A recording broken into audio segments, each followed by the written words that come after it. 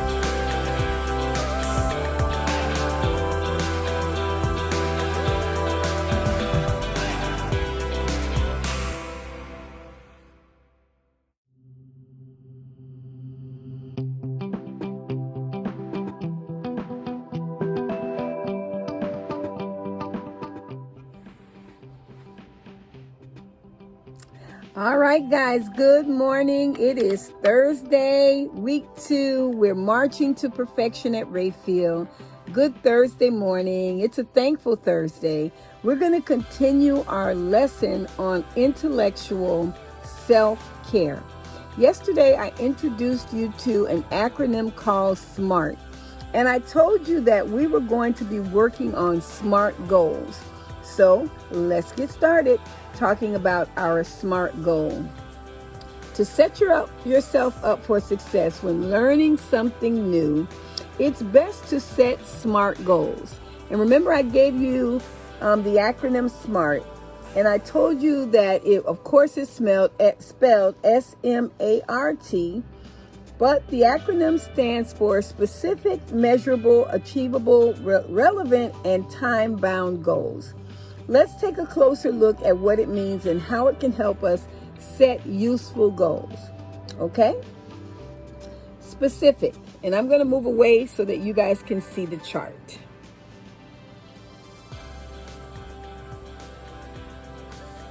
A specific goal states exactly what you are aiming to accomplish.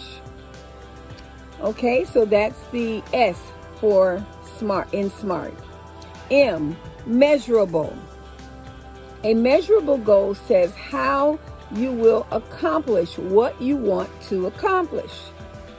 A stands for achievable. An achievable goal is one that you can actually accomplish in a set period of time. It takes into account how long it takes to achieve the goal and how much time you have to put into working toward that goal. R, relevant, related to the goal.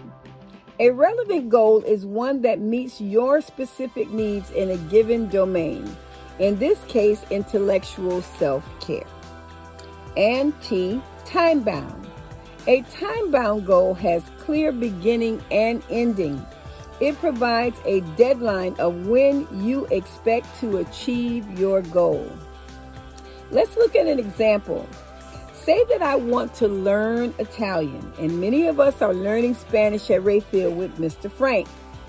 A smart way to phrase this goal might be, my goal is to download the Babbel app and practice Italian for 10 minutes 3 times a week for the next month. This goal is very specific.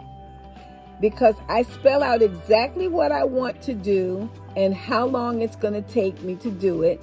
And by saying that I will practice 10 minutes 3 times a week, the goal is measurable. It is relevant to my overall goal of nurturing my intellectual self-care. Finally, the goal is time-bound because I said that I was going to do it for 1 month. All right, so remember our notebooks. So take your notebook out and practice writing a SMART goal for your learning skill or discovering more about a specific topic that you enjoy. And remember, we talked about the fact that you are going to be specific about what you want to learn. Remember that word that I'm always using, person-centered. What you like may not be what I like or what someone else likes, but something that you like. It's person-centered. So let's continue talking about intellectual self-care. The word grow. When we nourish our intellectual self-care by learning a new skill or trying something that doesn't come easy to us, or even acquiring new knowledge by engaging in a new activity, we're bound to make mistakes. Everything is not going to go perfect. As adults, this is the early stage of a learning process, and it can be challenging, even sometimes embarrassing, because we're accustomed to mostly doing things that we have mastered. Essentially, when we learn something new, we have to take into account that we're going to stumble, that we're going to have some challenges. And that doesn't mean that it's not going to work out, but it just means that we're having our learning challenges. This sometimes can be difficult because we like to feel competent all the time. Another challenge is persistence. When we try something for the first time and we aren't good at it, sometimes we just throw in the towel. And we shouldn't do that. We should be consistent and continue trying. And then when we continue, we're not going to lose the battle because we are continuing. If I give you an example from my own life, I learned how to swim at age 33. So let me tell you, the first lesson was rough. I started off with an instructor. It was a pool that I didn't like. It was a time in my life where I really didn't want to learn how to swim, but it was challenging and something that I needed to do. So even though it was uncomfortable, I kept trying until I achieved my goal. I tried twice to go to another venue that I would like more. However, that didn't work out. So feeling embarrassed and defeated, I went back to my old pool and with my old instructor, and I began to be successful. I began to have confidence in myself when I was persistent in achieving my goal. It all ended up after 15 lessons.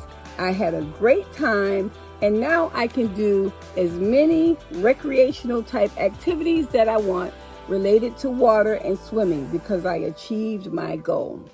So let's begin by saying a beginner's mind. When we start to do a goal or we start to work on a goal, you're a beginner, okay? And this is a phrase that's used to describe your state of mind when you begin a new goal. It is the idea that no matter how many times you have to participate in an activity, you're going to continue until you are successful. When you're doing something that you're not used to doing for the first time, you have all these judgments and all these expectations and all of these predictions that I might not get it right. So you have to approach it from a positive perspective and say that I am going to get it right no matter how long it takes to get right. So that's a way of achieving a SMART goal. So let's think about it again. SMART goal. S, specific. M, measurable. A, achievable. R, relevant. And T, time bound.